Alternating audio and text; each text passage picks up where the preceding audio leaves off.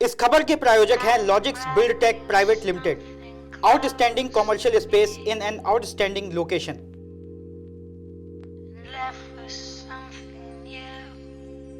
नमस्कार, मैं हूं ललित भारद्वाज और आप देख रहे हैं न्यूज फर्स्ट।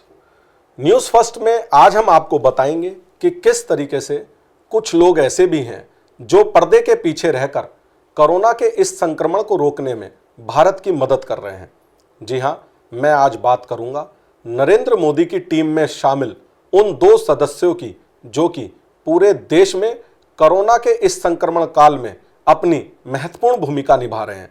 मैं बात करूंगा नीति आयोग के सीईओ अमिताभ कांत की और नीति आयोग में तैनात सीनियर आईएएस आलोक कुमार की। देखिए कौन है ये दोनों अधिकारी और पर्दे के पीछे रहकर क्या महत्वपूर्ण भूमिका निभा रहे हैं हमारी इस रिपोर्ट में। खून में तेरे मिट्टी, मिट्टी में तेरा खून, खून में तेरे मिट्टी, मिट्टी में तेरा खून, ऊपर अल्लाह नीचे धरती बीच में तेरा जुनून रे सुल्तान। कोरोना महामारी को फैलने से रोकने के लिए प्रधानमंत्री नरेंद्र मोदी और उनके विशेषज्ञों की एक बड़ी टीम दिन रात काम कर रही है।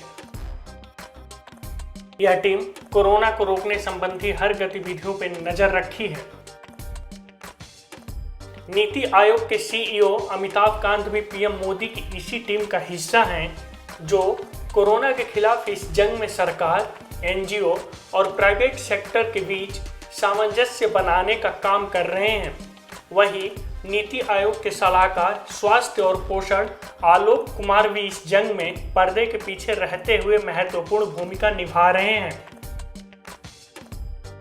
नीति आयोग के सीईओ अमिताभ कांत के नेतृत्व में एक टीम काम कर रही है, जिसमें पीएमओ में संयुक्त सचिव गोपाल बागले भी शामिल हैं। ये टीम एनजीओ और प्रमुख कंपनियों से धन जुटाने का काम कर रही है। यह अमिताभ कांत और उनकी टीम की कोशिशों का ही नतीजा है कि टाटा से लेकर रिलायंस और भारती से लेकर अडानी समूह तक कई बड़े कॉरपोरेट घरानों ने कोरोना के खिलाफ जंग में पीएम केयर में बड़ी धनराशि दी है। इस टीम की बदौलत प्रमुख गैर सरकारी संगठनों की मदद से निजी क्षेत्र के द्वारा राज्य सरकार और स्थानीय प्रशासन के साथ मिलकर पूरे देश में गरीबों को भोजन और आश्रय की सुविधा प्रदान करने की दिशा में काम निरंतर जारी है।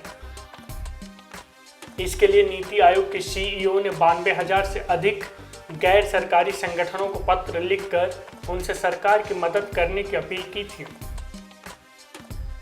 वहीं नीति आयोग में स्वास्थ्य और पोषण विभाग के सलाहकार आलोक कुमार भी पर्दे के पीछे रहते हुए कोरोना के खिलाफ जंग में महत्वपूर्ण भूमिका निभा रहे हैं।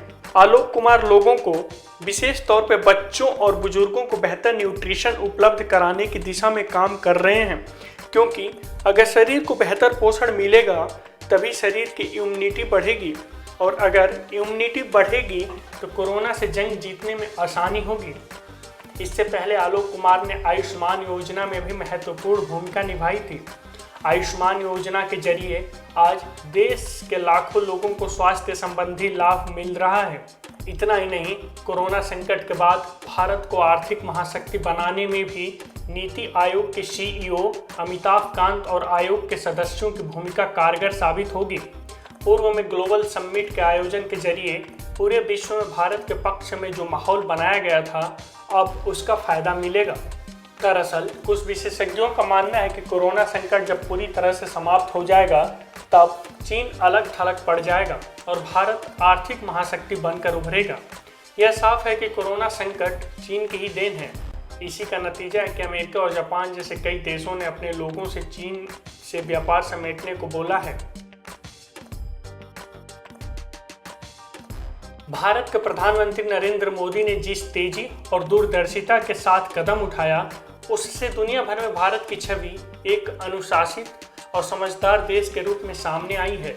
ऐसे में स्पष्ट रूप से दुनिया भर के निवेशक भारत को सबसे सुरक्षित देश मानकर पूंजी निवेश करेंगे और भारत आर्थिक महाशक्ति के रूप में उभरेगा। अनुराग मिश्रा, न्यूज फर्स्ट ब्यूरो।